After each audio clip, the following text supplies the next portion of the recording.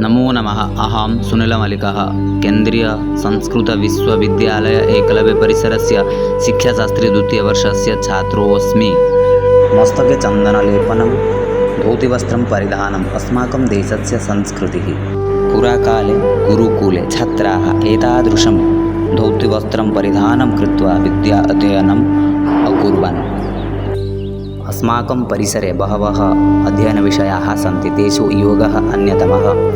पाश्चात्यमनोवैज्ञानिककारः अरस्तुमहोदयेन उक्तवान्, स्वस्थशरीरः स्वस्थमनः इति। अहं योगकक्षायां प्रति गच्छामि। योगः सर्वेषां कृते आवश्यकम् अस्ति। नमो नमः। सुप्रभातम्। योगः चित्तवृत्तिनिरोधः। योगः कर्मसु कौशलम्। योगकरणेन मानसिकस्थिरता, शारीरिकसुस्थता, आध्यात्मिकचेतनायाः च वर्धनं भवति। धन्यवादः।